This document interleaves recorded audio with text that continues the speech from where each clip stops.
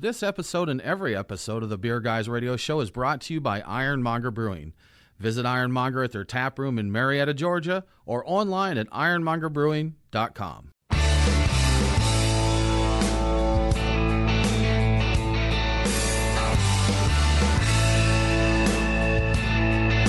Open up a tab, grab a seat, and pour a pint. It's time for the Beer Guys Radio Show. You want free beer? Go to the brewery. Dedicated to the art, science, and enjoyment of craft beer. Yo, what's wrong with the beer we got? Now, here are your hosts, Tim Dennis and Brian Hewitt. And welcome to the Beer Guys Radio Show. We're broadcasting from the Beer Guys Radio Studios in Marietta, Georgia. And this week we are talking with beer archaeologist Travis Rupp. I'm Tim Dennis, and with me as always is my good friend and co-host, Brian Hewitt. Hey, Tim. So as you said, we have Travis Rupp, the R&D Manager and beer archaeologist with Avery Brewing. He's also a professor of classics, art history, and anthropology at the University of Colorado Boulder. So we're going to dive into the ales of antiquity, from the ancient Egyptians all the way up to George Washington's beer of choice, and what the future holds for historical beers in Avery. Travis, thanks for joining us. Absolutely, guys. Thanks for having me on. It's a pleasure. Absolutely. Travis, how big is your closet to hold all of those hats? That's a good question. Yeah, it's pretty big. The guys at work and even my wife are often like, I don't know how you do it all. It's this constant job of basically just putting a puzzle together every day of weaving my two schedules together. So yeah, it's pretty intense. Never gets boring though, right? Absolutely not. I mean, that is the beautiful thing about it, is that at both jobs, I mean, I'm always learning something, and I'm always getting to dive into the unknown, it seems like, on a regular basis. Tim, I think he just keeps his hats in the car. He just swaps them out. Swaps out. Like, they never even makes it home to put them in the closet. They just swap do them what in the you car. got to do. Yeah. That's true. That's true. You know, we also have a special guest here in the studio with us this week. This is Zach Yurchuk of Truck and Tap. Zach and Truck and Tap are Beer Guys Radio's very first sponsor. Before we ever went on the air way back in 2016, Zach said, "I believe in you, Tim. I believe in you." Zach, thanks, man. We appreciate it. Yeah, happy to be here. Happy to hear from Travis. This is going to be exciting. Yeah, share some beers and talk about archaeology of beers here. It's going to be fun, right? Yeah. So, Brian, we had us another busy week, right? We did, yes, indeed. We're in the middle of Georgia Beer Fortnight right now, which is a 2-week celebration of Georgia beer events around the state. Last weekend kicked it off, and we went down to the Georgia Beer Festival and release of one of Georgia's, I think, most sought-after beers, one of the most popular beers, Mexican Siberius Maximus from Wrecking Bar, Mexican Imperial Stout. That was a good time. Always a good time down there at those Wrecking Bar events. What was your favorite beer at that festival? You know, I think that honorarily, I probably have to say either the Siberian Unicorn number 9, which was their cinnamon churro variant on it, or Mexican Siberius. But I was really in love with Max Lager's Tempest Fugit, I think is how you say it. I don't know Latin at all. Time flies. There's so many different languages in beer names that we can't keep up with them all. And it was, wow, what was that? I think it was a golden sour. I think that's what it was. It's like a 20th anniversary. They're pouring it directly from bottles. I really enjoyed that. It was very memorable. I mean, there was some other really good stuff there. You know, that Scofflaw hazelnut abstention was really nice too. It was tasty. And all the Cherry Street variants of Dame Beer. That's right. Dame Beer, which is Adam Beer clone variant sort of thing. Really good beer. And we got to mention our friends at Ironmonger Brewing here, for those who may just be turning in for this show, where our studio is inside of Ironmonger Brewing here in Marietta, Georgia. They just totally revamped their tap room, relaunched that this weekend, and put on 15 new beers up here. Some really good ones. They had one called Hello Dolly, which is a coconut marshmallow Imperial Stout that was really good. And I'm drinking their Rivendell, a Norwegian farmhouse ale right now. With the Quake yeast. With the Quake yeast.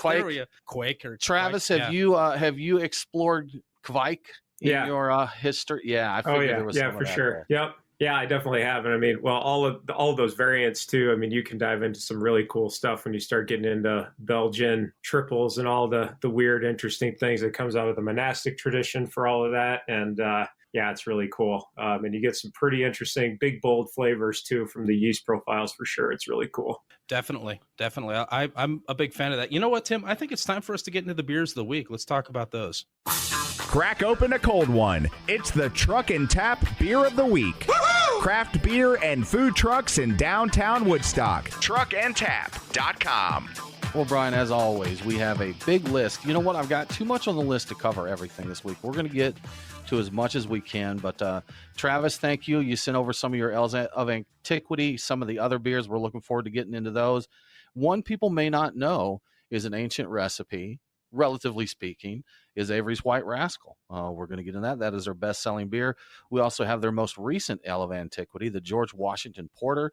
We have Bon Bon Cerise, which is from their barrel age project. Brian, you've got just a bevy of Avery beers from your cellar, and we're going to get into as many of them as we can and talk about even more of them. So it's going to be a good time. And Brian, what's happening this week in craft beer news?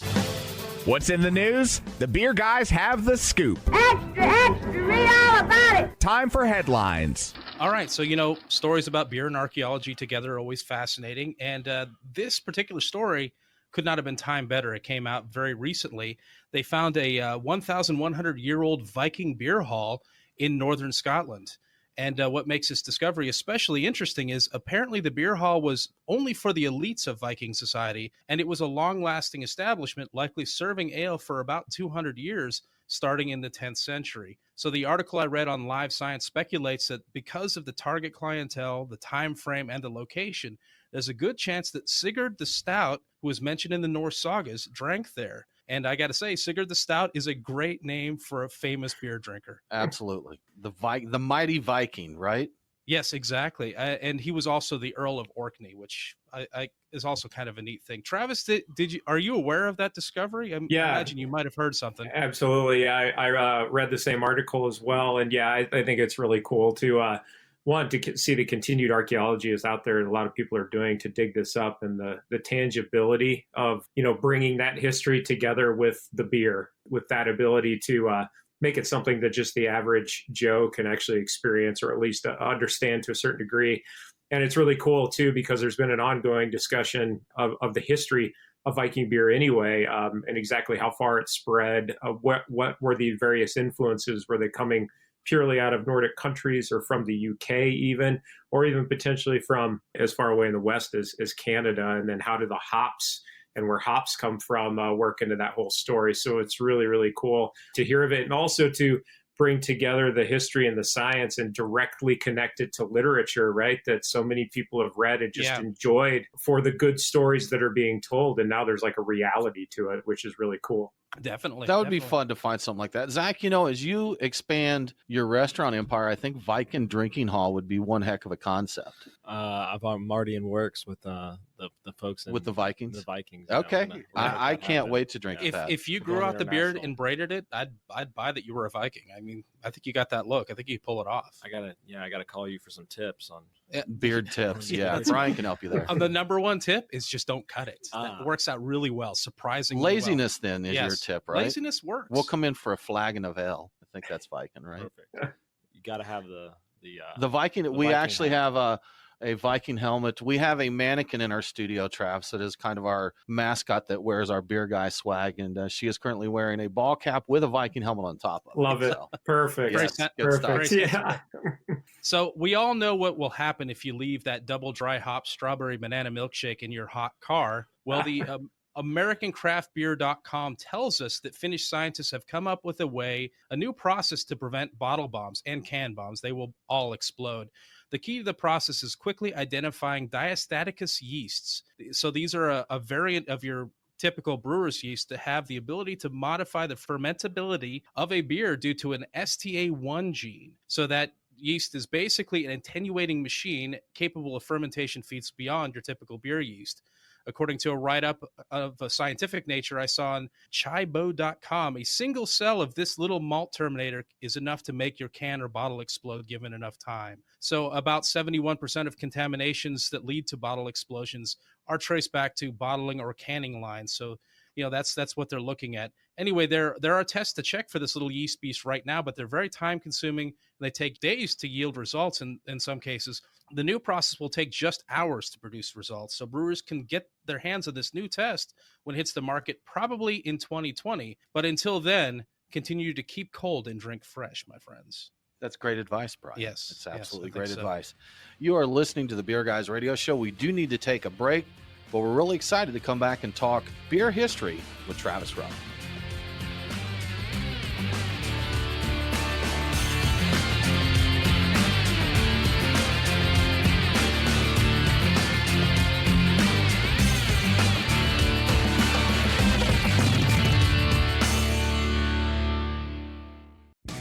brewery or restaurant flooring all jacked up? Your foundation needs to be protected from heat, chemicals, and other contaminants. At the same time, you want to make sure it's slip resistant and you can clean up your messes with soap and water. You know who to call? ResTech. We've been manufacturing poured-in-place flooring since 2002, and we've got solutions to fit any facility's needs. Go on and visit our website at ResTech.net. That's RES-TEK.net. Drop us a line and we will come to you for a free evaluation. Oh, yeah. It's Brian and Tim, the beer guys. If you're like us, no lunch or dinner is complete without a pint or two of craft beer. Which is why Truck and Tap in downtown Woodstock, Alpharetta, and Duluth are always on our list. Tim, why do they call it Truck and Tap? Well, the tap part is easy, Brian. They've got 18 of them. As for the truck part, that's where it gets interesting. Truck and Tap features your favorite Atlanta area food trucks, so you're getting a different menu every day. Truck and Tap in downtown Woodstock, Alpharetta, and Duluth. Truckandtap.com. Let them know that the beer guys sent you.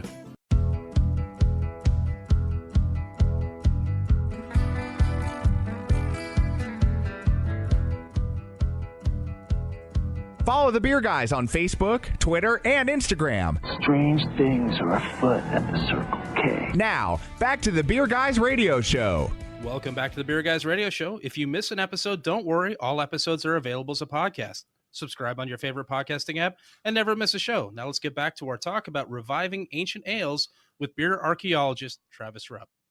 Well, Travis, we're kind of curious here. One thing we saw in addition to all the beer archaeology is that you are a professor of classic literature. So which classic literature is the booziest? Yeah, it's a good question. Especially when you talk about classic literature too, people often are like, so what, he like reads like Jane Eyre and stuff like that? What the heck's you talking about? Right.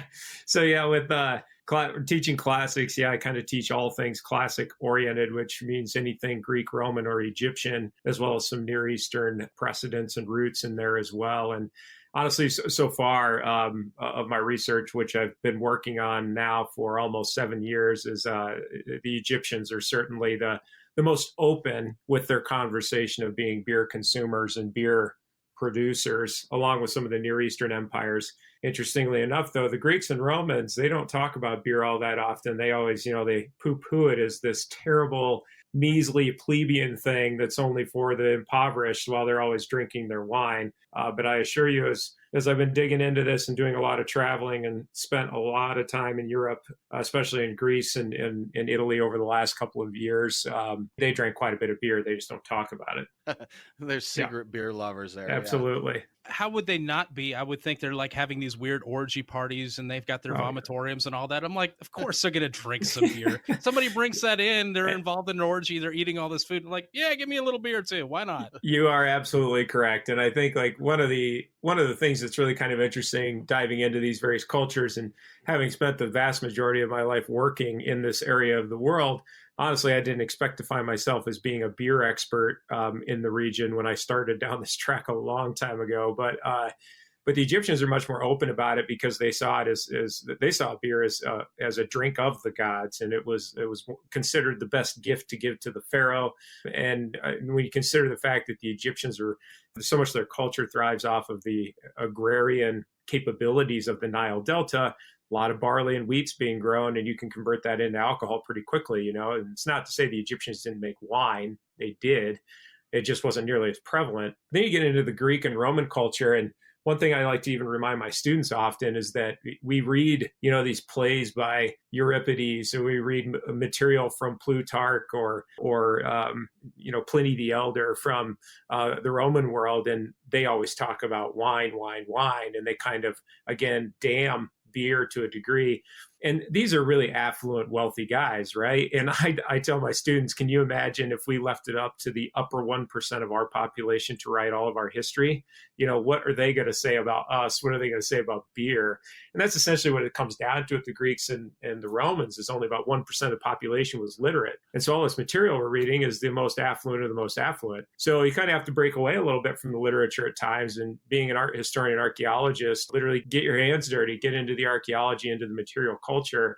And it's there. It's very much there. And honestly, beer was a common commodity of what they called, the barbarian hordes of the North, and all these outsider cultures, whether they be the Celts or the Picts or, the people of Iberia or the Gauls or the Germans. They all consumed beer, drank beer, produced it, and they stylized it too, which is really, really cool. And so that's where you find a lot of roots for beer production out of those cultures. The plebeians and those barbaric hordes sound like my kind of people. You darn right, me too.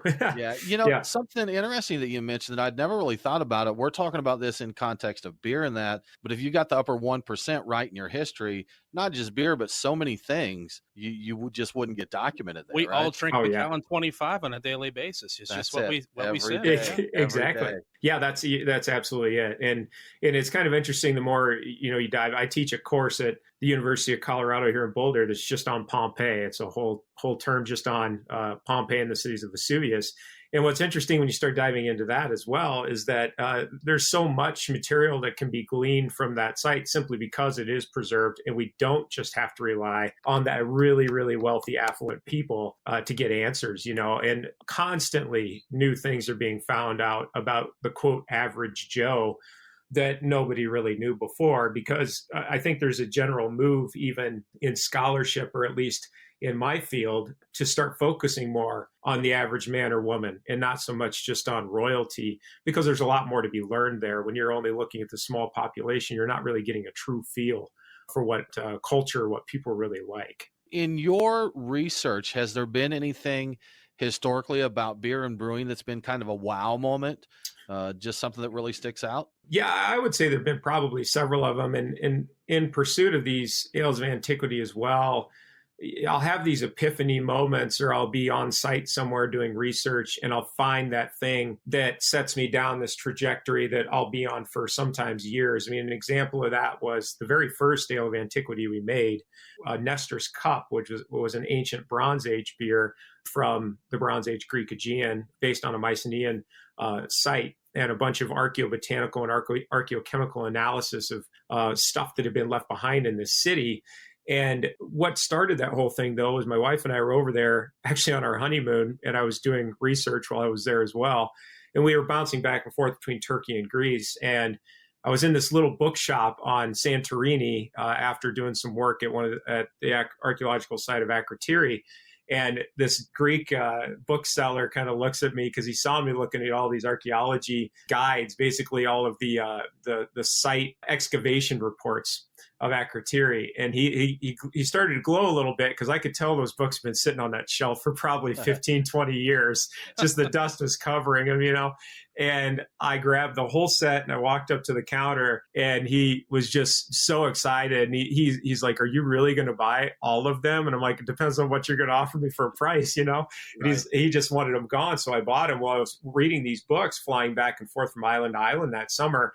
And I had this one moment, I was barely awake on a plane, where I read in the early excavations that they were finding basically mash left behind in some of the vessels. It was imperfectly ground flour, they kept saying. And he had pictures of it. I'm like, oh my God, that right there is spent grain.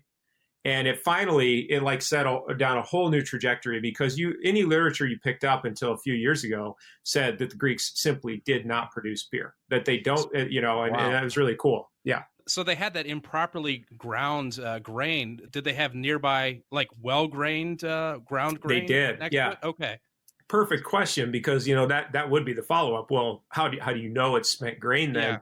Yeah. And a lot of the vessels had flour in them, like flour that we would expect to see for bread production. And then this stuff was, as he said that they left behind it was imperfectly ground farina, and the husk of the grain was still left behind. There's a picture of it, and it was totally milled grain for beer production. That's interesting. They found it and documented and didn't really have an idea. Yeah. And this is from the 1960s. This is from the late 1960s, so that stuff's out there, and it's just really cool. You keep digging for it. It's there. Yeah. So if the hulls were there, we know that they didn't have stuck mashes when they were brewing. That's right. That's right. They had the filter there. We see a lot, Travis. It seems like maybe once every couple months, I see a new article saying that they've just discovered the world's oldest beer, and it's over here and it's over there. What is the oldest record that you've found of brewing? That's a real problem, to be honest, because I think that it's very difficult to pinpoint it. I mean, when I started researching this topic now, actually about 9 years ago, but last 7 years I've really dedicated to it. The date keeps getting pushed back for how old beer is. Like when I first started, everybody's like, it's probably 6,000 BCE, so 8,000 years ago. Well, I started arguing back in 2015, I thought it might have come from around 8,500 BCE. And now you hear people saying maybe upwards of 10,000 BCE. And as of right now, still, the earliest documentation comes out of basically Mesopotamia. So Tigris Euphrates region, we have documented recipes, ingredient lists, hymns to, goddesses like the hymn to Ninkasi. We have beer rationing reports, that kind of thing. In terms of physical evidence, though, actual literary evidence, that's about as far back as you can go. And we're only going back into, say, 4,500 BCE. That's where the art history, the archaeology has to come in, and we have to look at archaeochemical, archaeobotanical evidence to try to piece that part of the puzzle back together. Everybody loves beer, man. If you're listening to the Beer Guys Radio Show, we do need to take another break, but we'll be back very soon to talk more beer history.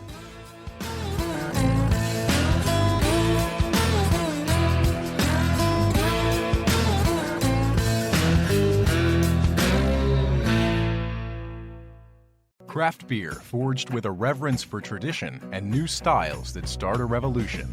Ironmonger Brewing.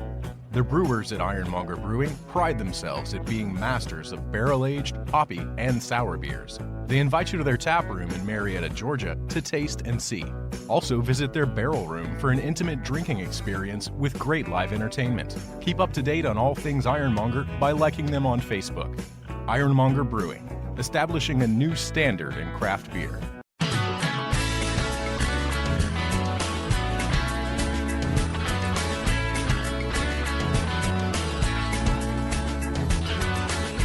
Follow the Beer Guys on Facebook, Twitter, and Instagram. To be the man, you gotta beat the man. Woo! Now, back to the Beer Guys Radio Show. Welcome back to the Beer Guys Radio Show. I want to give a quick shout out to one of our great radio affiliates, WRKQ 1250 AM in Madisonville, Tennessee. Catch Beer Guys Radio on WRKQ every Saturday at noon local time. Now let's get back to our talk on ancient ales with Avery's Travis Rupp. Now, Travis, we just opened the one that is your latest Ale of Antiquity, the George Washington Porter, and this historic barrel fermented American porter.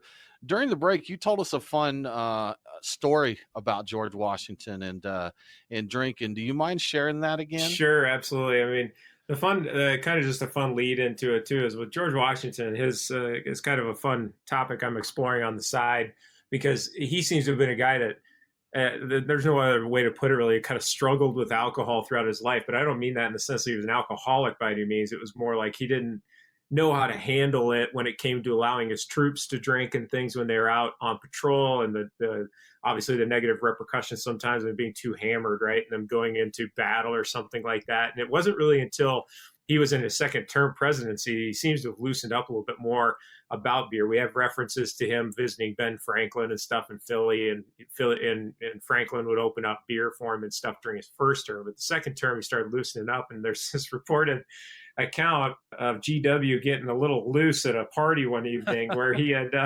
invited in some other politicians for a dinner party, and he was just hammering the Madeira like crazy. And so one of the accounts says he then moved on to port. He may have moved on to some kind of beer as well, or a porter. But by the end of the night, he was drunk enough that he took his very famous false teeth out, threw them in a glass, and the next morning he woke up and they're all black. And they were supposedly a new set of dentures. So he called his dentist to come in and look at them. And the dentist showed up and he's like, well, your number one problem here is don't soak your teeth in a glass of port all night. And so it turned them like completely black. And it's helped it's pondered too, I should say, that story, or the overall legend of those wooden teeth of his, which in fact weren't wooden. They were made of ivory, and actually some of them may have been human teeth that were put in there. But wow, but nonetheless, okay. Yeah, pretty crazy. I've never left my teeth anywhere I shouldn't have, but I think we can all relate to partying a little much, yeah. Stuff. Absolutely, yeah. Definitely.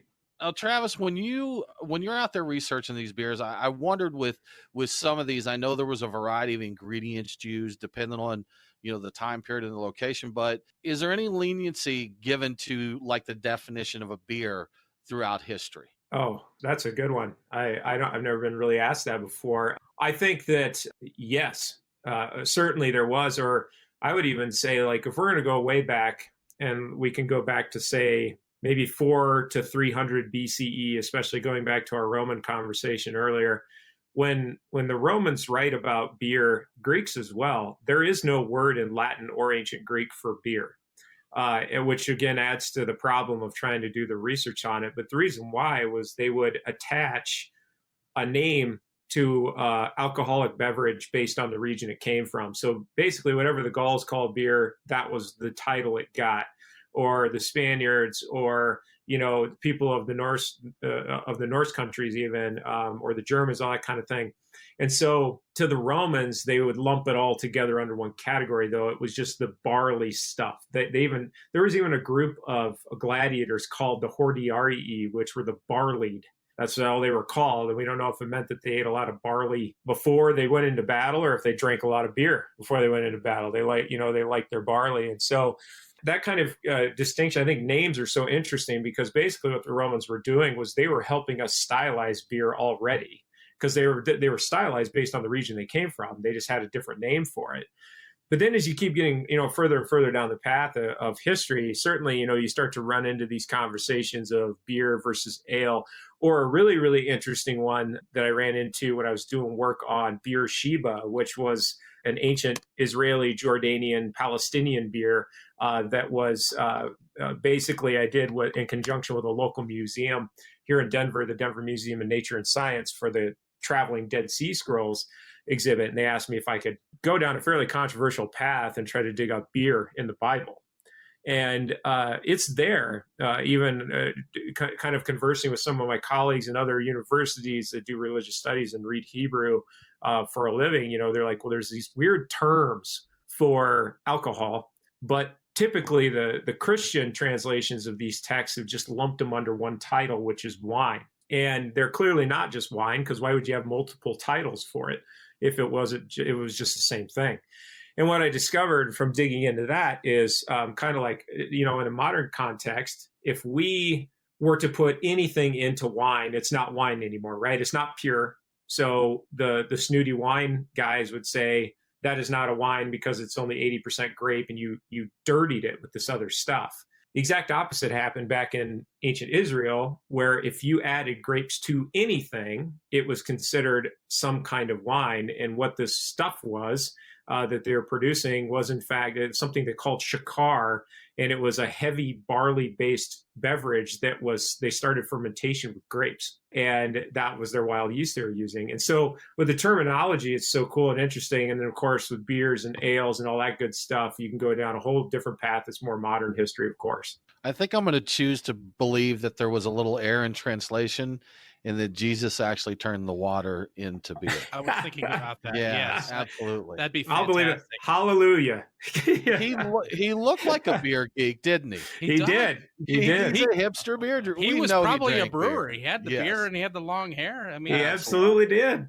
Right. I like it. Yeah. Funny story about that too. I mean, there's a Saint Bridget of Kildare. You may have heard of her. She was of the Irish Catholic tradition, or Irish Christian tradition. She's basically credited with having revived beer after the Christians damned it during the Roman conversion to Christianity. And she, one of the anecdotes about her was that she turned water into beer because she was the first one to allow beer to be drank on Easter Tuesday in Ireland instead of wine, because grapes didn't grow well there. So they made beer instead. Do we have her number? give her a shout there. Yeah, give her a shout. Right. Exactly.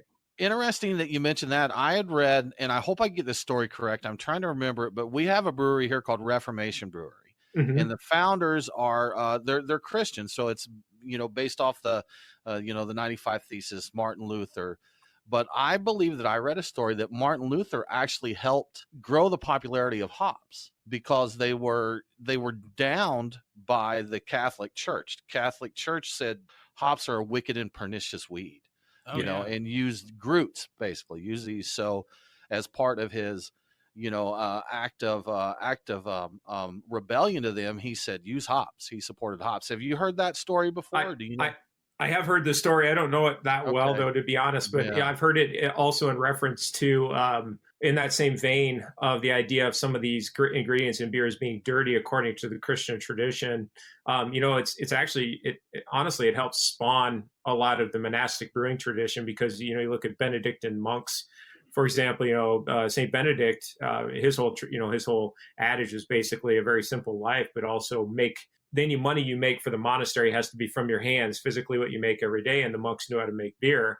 But also with St. Benedict and Benedictine monks till this day, they've almost completely broken away from Catholicism a bit, because Catholicism was so much about, for lack of a better term, kind of idolatry and the worship of money and pretty things, where they wanted this simplistic life. And I had the wonderful opportunity a couple of years ago to live with some monks and visit some monks in Italy and do work with them at a monastery where they brew beer. And they still are there's still this like stigma. If you bring up Catholicism, they get all off. They start talking about how they've kind of made some of these things that are very much a core of their culture, quote, bad or dirty, beer production being one of them. And I've heard it in reference to this story of Luther as well. And so I think there's a lot of truth to it, most likely. So much religion getting in either they're for it or against it. You can't buy it on Sundays. Hops are very polarizing. They are. Cause a lot of problems with all this stuff. Indeed. We're listening to the Beer Guys Radio Show. We do need to take another break, but we will be back very soon to talk more beer archaeology.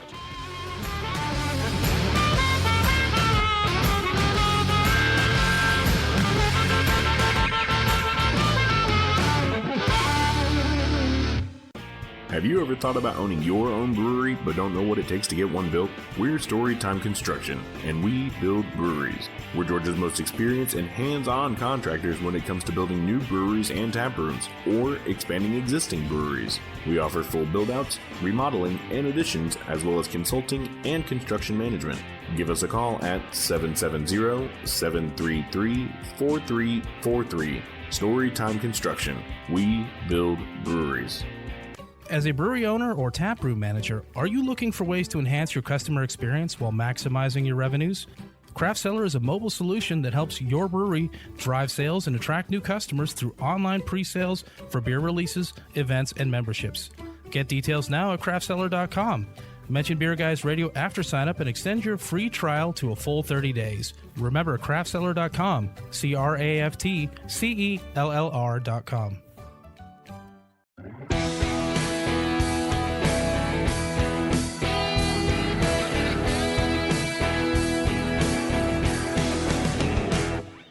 Follow the Beer Guys on Facebook, Twitter, and Instagram. Well, I'm sure I'd feel much worse if I weren't under such heavy sedation. Now, back to the Beer Guys Radio Show.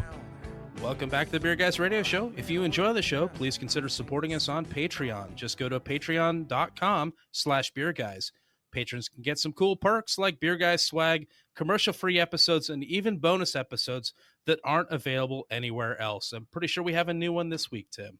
We should, Brian. I don't even remember which one it is. We should. But it's going to be amazing. The guy responsible for processing those hasn't put it up yet. Oh, okay. So I'll talk to him and see if we can get it done. All right. Yeah, All right. Give him a stern talking to. We'll give him a talking But to. now back to Avery Brewing's beer archaeologist, Travis Rupp. So, Travis, when you discover these ancient beers and that, what is the process of actually recreating an ancient ale? Sure. They're pretty involved. I mean, I'll be honest, when I first started doing these at Avery, I'd been researching it for years because of my other job and the fact that the brewery basically asked me at all of our production meetings to give like a little history lesson each month. And so that's kind of where a lot of this came from. But when they asked me about, I guess it was about 3.5, 4 years ago, I joined what was called the Special Projects team, which was doing all the beer innovation and barrel aging. And now I run that program. I've been the manager of it for 3 years. And when I started doing that, basically it's an open door. So because I work in the team that just makes all the new beer, the sky was the limit. So I started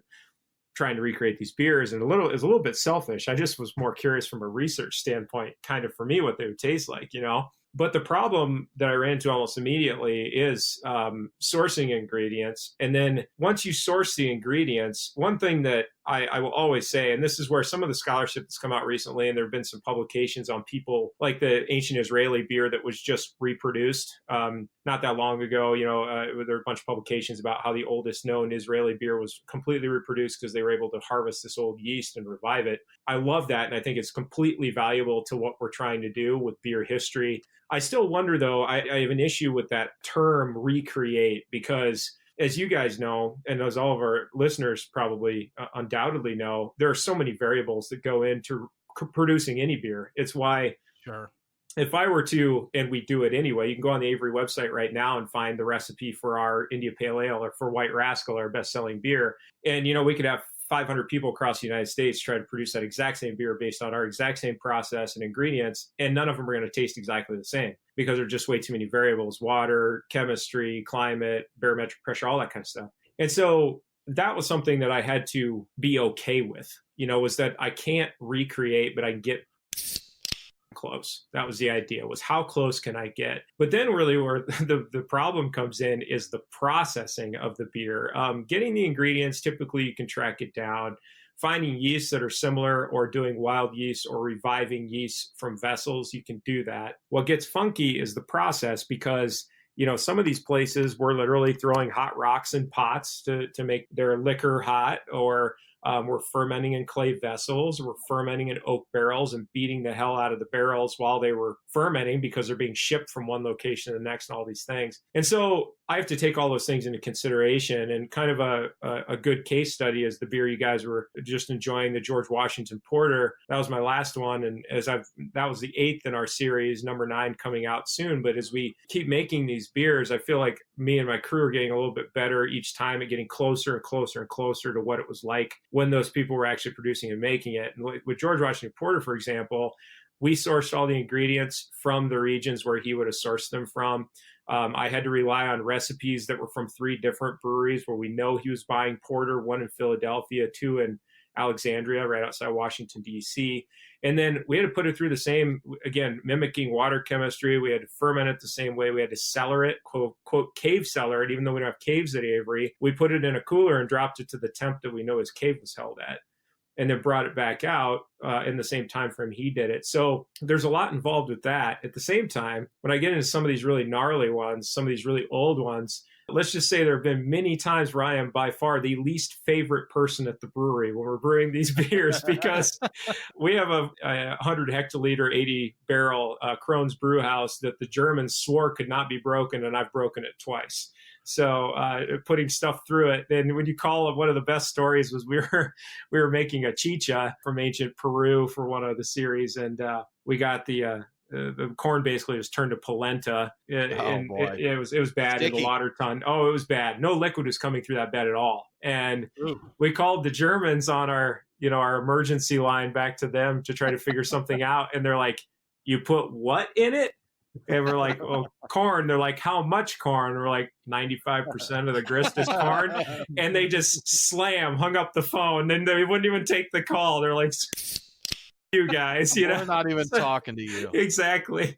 Did you chew the corn up? We did. We did. Put it in there? Okay. We did. On the first go. The second go, we didn't. We were also sore and tired from the first round that got stuck. And we made it the second time.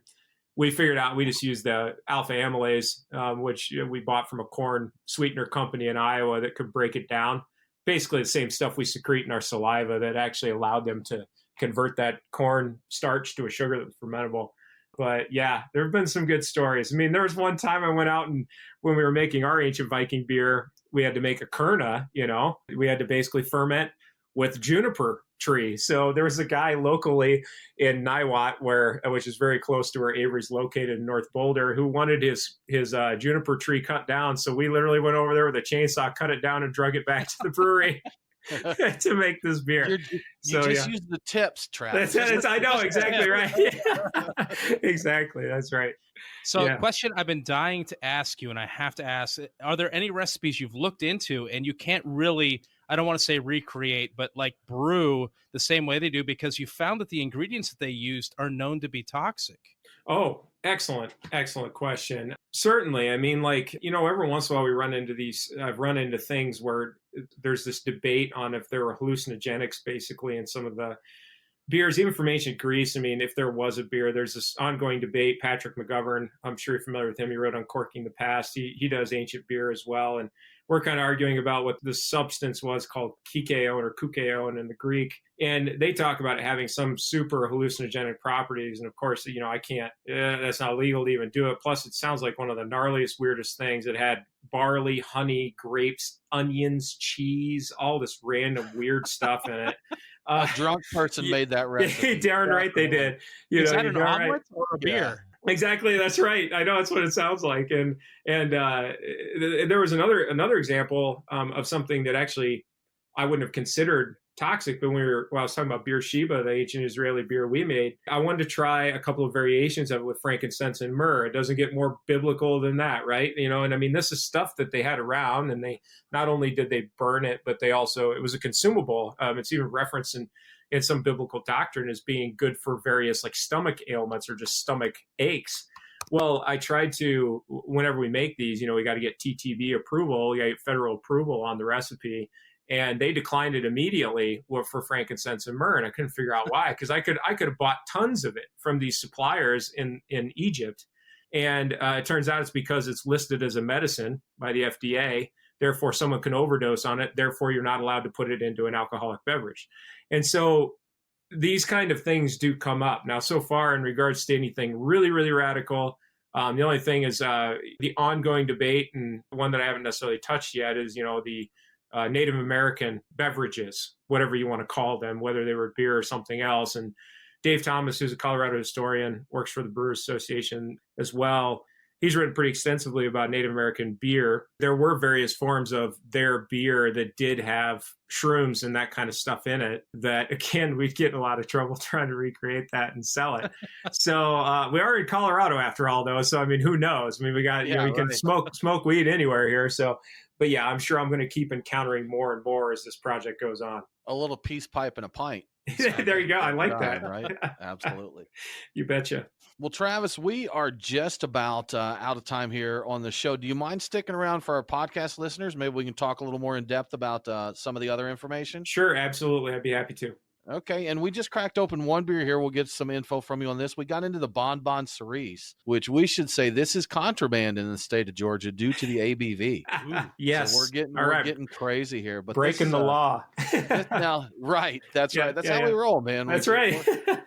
Absolutely. But this is a delicious one, super chocolate, and really, you really wouldn't pick out 14%, 0.6% ABV in this. Do you get it, Brian? Do you get the booze level? No, I would have guessed over 10 for sure. I mean, just from the level of what I'm getting, but not 14. That's nice. Very nice. Very good stuff. Well, Travis, thanks again. We really appreciate it. And we're going to talk to you a little more here in a minute, but that about wraps it up for this episode of the Beer Guys Radio Show. Do tune into our podcast for a little extra information. Make sure to join us next week. We're going to be talking to Stan Hieronymus. Stan has traveled to South America. He is the expert on hops. We're going to find out about new hop trends, South American craft beer. For more craft beer info, follow us online. We are Beer Guys Radio on Facebook, Instagram, and Twitter. Thanks again for tuning in. Have a great week, and don't forget to drink local. Cheers.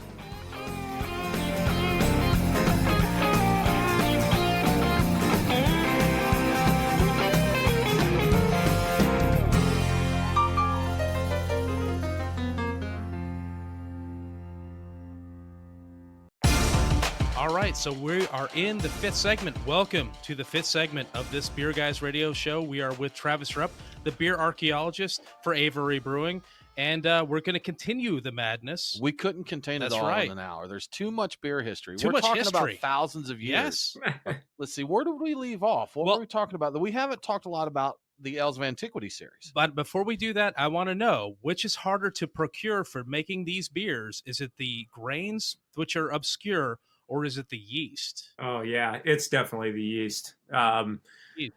To be honest, with some of them, it's like literally impossible to procure the yeast because, kind of what I was speaking to a little bit earlier, this idea of recreating these beers. I mean, back then, sanitation wasn't nearly as big of a deal to them as it is for us. And so there could have been something on the guy's shirt that day he was brewing, or something in his beard, or anything weird. It could have been a weird time of the year, where there was some kind of pollen or something floating in the air.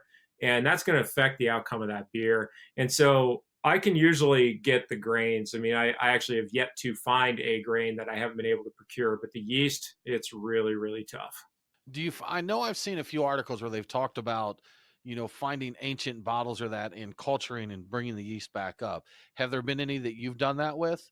We did our two monastic beers were propped up cultured yeast from the monks of Nursia, which is in central Italy and Umbria, the monks I become pretty good friends with, and had the opportunity to spend about a month with a couple of years ago, 2017.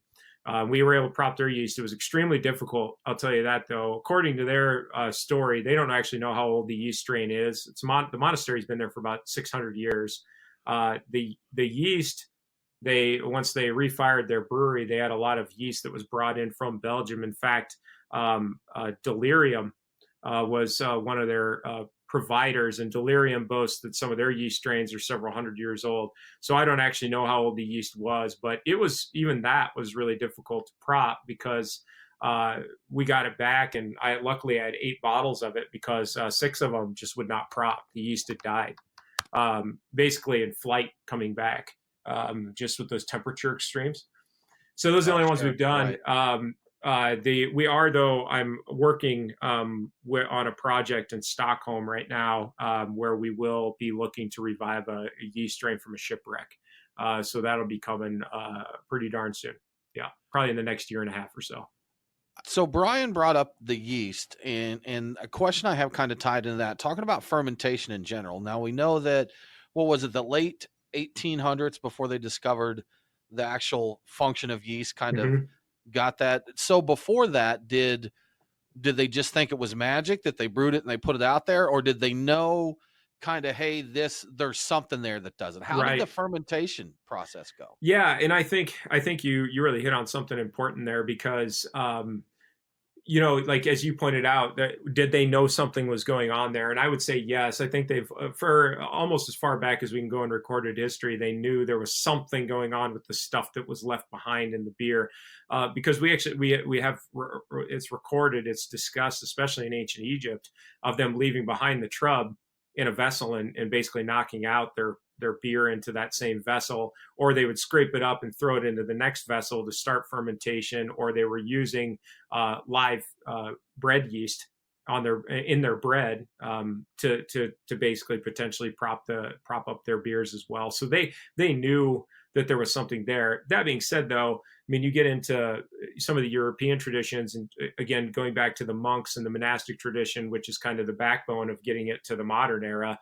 They had their basically their magic wand. They had their stir sticks that they knew something was going on with that stick, but they would hang it up on the wall right above the kettle, or the mash tun, and they would take it down off the wall, stir it, and then they'd hang it right back up on the wall every day. And they thought, there were some indications in the religious order where they thought it was a religious event that was taking place, that they had to bless the wand every day before they stirred the beer, and then it would start fermentation later. And of course, we know it was just covered in yeast that was causing it.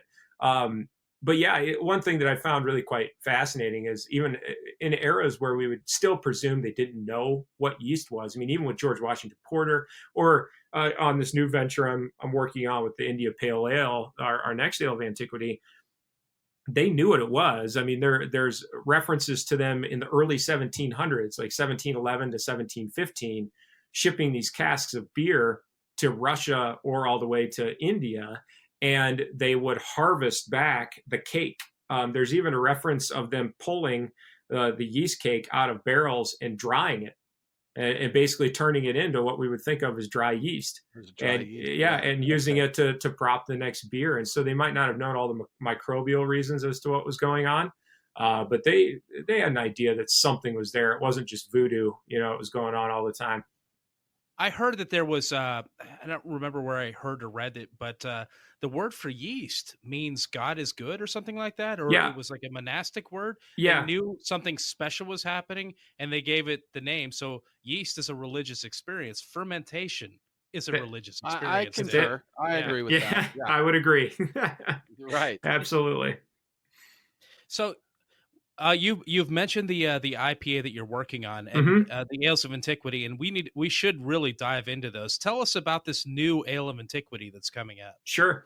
So the next ale of antiquity that's on deck, what's been a great problem to have, I should say, is that the sky's the limit when it comes to beer history, and kind of the way I've been approaching this is I really use beer as a lens to study history. And, sometimes those beer goggles get pretty thick, but it definitely is it definitely is a really good lens to explore history through. And so as a result, I have unlimited projects. I mean, I don't see how I will ever run out of projects before I retire, and I'm only 39, so I got a ways to go.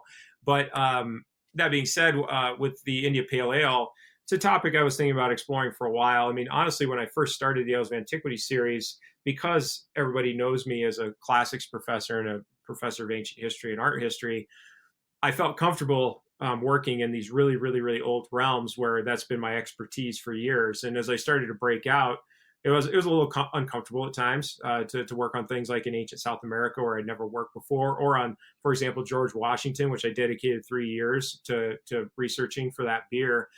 But then, as my wife luckily reminded me, she's like, just because you're a classicist doesn't mean you're not a beer historian, and you can do all these things because you are an expert on beer. And I'm like, oh, that's a good way to think of it. So as a result of that, what happened with India Pale Ale is what's called the Global Explorer Team. They often work with National Geographic, often funded by National Geographic. They're a division of the University of Alabama. And they asked me to do 4 projects with them over the next 2 years. So I signed a contract with them, and we're doing projects in India, Kazakhstan, Cambodia, and Uruguay. So I'm going to be getting way out of my comfort zone for some of these beers, which is going to be really cool. But with India, they said you can do literally whatever you want to do. And I said, well, God, I want to throw my hat in the ring here too on this whole IPA thing, right? Because it's one of the most popular styles in the United States in the 21st century. But the history on it is such a muddled mess, to be honest. And having done pretty extensive research now for about 7 months on this one, and we're going to be brewing it actually next Wednesday, and then it starts its treatment immediately. What we're doing with this beer is what I find interesting about the history of IPAs is that they are older than we think they are. They were originally called October ales, and they must have been quite gnarly to drink because they were high gravity brews. There are references to these beers being like 30 Plato starting gravity and finishing at like 15. So we're talking beer that is so sweet that it would hurt your teeth, yet it's 10.2% alcohol. And it was just outrageous, and they were just putting ungodly amounts of hops in it for various reasons. And so instead of going all the way back to the very first one, what I thought would be more interesting is I think many of us have heard the story of Hodgson and Bow Brewing in London, who supposedly was one of was the largest exporter of IPA for the East India Trading Company. And his whole story is very interesting anyway, because he was just a weird guy. I mean, he was actually a porter brewer, but he got this contract and he figured out a way to make IPA that was cheaper. So he made more money on it essentially. And ironically, the beer was about 6.8 to 7.2% alcohol. So kind of what we would think of our standard, maybe West Coast IPA. And, so what we're going to do with this beer, it's going to be really cool. It's going to be all barrel fermented as well, just like his were. And then we're about to send those barrels on quite a trip, because I can't necessarily put them on a boat, but we can sure beat the hell out of them like the waves do for several weeks and change the temperature on them regularly. So I've been reading studies on the fluctuation of temperatures on its journey from England to India, at what points it would hit various temperatures that many weeks into the journey. So that's what we're going to do to it. And we're doing some experiments with ones in really bad seasons where the storms are really bad. So we're going to literally beat the living hell out of those barrels to see what happens when you're shaking them up like that. And then we're doing some experiments also with other ones that, what if it was a really warm summer and the temperature just never got cool? How detrimental was that to the beer? And I think when we release these, it's going to be it's going to be a really cool educational experience for the public to teach them why we don't age IPAs anymore, right? That IPAs are meant to be drank right away, and there's a reason for that. It sounds like a horrible idea. Good luck. Yeah, I exactly. was going to say that I know IKEA has an agitation machine that they use to test their chairs. You might use those for your barrels. Hey, there you go. That's a good idea. There you go. You bet. Were these ancient IPAs hazy? I would imagine pretty darn hazy. Yeah. See, there you go. It's popular today then. It's funny. The guys at work have been just like, they're just want to cry. They're like, this thing it just sounds terrible because it's 100% East Kent Goldings too. And we're talking 50 IBUs. I've never had a 50 IBU beer that was 100% EKG. EKG. Yeah. It's going to be something. I mean, like for this little brew, I think we had to order like 60 pounds of East Kent Golding pelletized just to try to get the IBUs up to that mark for this one tiny little brew. I mean, we're only talking about like a 45 beer barrel brew. So it's going to be fun. It'll be good fun experience for the public. You can add mad scientists to your beer archaeology. Yeah, you got that right. Yeah. Should be fun. I was going to ask you how much different it would be from modern IPAs, but I based on what you've already said, I'm like, this is not even the same beer. It's not even close. It has the same name. Well, that's something we've talked about a lot when you hear about all these recipes and, the styles and really the methods that were possible back then, 100, 150, 200 years ago. I'm like, there's no way that an IPA 200 years ago was anything remotely close to what an IPA is. Exactly. And I think one of the really strange things that we just discovered, I finished up the recipe a couple of days ago and I was talking to the rest of our brewing managers, our production managers, and we were talking about water chemistry. I'm like, hey, let's get down to the nitty gritty on this. Let's see if we can mimic water chemistry in London. And John Palmer's done a lot of research on water chemistry in the big beer producing areas historically. And looking at some of his documents on the water chemistry in London, it actually isn't all that different than just kind of your standard soft tap water, which is completely taboo to use in brewing because if you have no calcium in there, it's really bad for yeast health. But we're going to try it because that's what he was producing it with. And then you look at it in comparison, though, because, London was known for bitters, English bitters. The place that was known for IPAs was Burton-on-Trent. And you look at their water chemistry, it is outrageous. It is the hardest water I have ever seen documented anywhere. And even all of our production staff's like, how in the world did they brew it that? Like it would cause immediate yeast flocculation. We just don't even know how they were getting any kind of ABV production, yet they must have been because they're known for producing IPAs, and the calcium, it was just, the water was so insanely hard. I can't even imagine what it was like to drink it. I mean, it was off the charts. How long ago did brewers start working with water chemistry? That's a good question. I don't know. I honestly don't have an answer to that. Yeah. I've heard people talk about like Burtonized water, and I've got I've got Beersmith that has all these water profiles. Sure. And people say, well, these brewers in these cities, they're doing water chemistry too, so you can say I recreated Detroit water, which is the water everyone wants to brew with. Yeah. Oh yeah, absolutely. Yeah. So, but the brewers they're doing chemistry on it just like anywhere else. Exactly. My guess is back then they probably on the sly or on the quiet were doing something, not telling people about it because it would, makes their beer stand out from other people's. They were doing some form of distilling the water or reverse osmosis or, distilling to get some of the harder things out. My guess is they were adding at least a portion of that. And that's based on nothing and no research. I was going to say, but no, you are right. Have a feeling about it, right? Yeah. You're absolutely right, though. You are like even in some of the discussions of what Hodgson was doing at Bow Brewing, and then what some of these other, you're 100% spot on because with Burton, they talk about in the documents them doctoring the water. Like some of the breweries would reference or they would document their doctoration of some of the water chemistry. But even like with in London, for some reason, every document it comes up, it has to be natural soft water.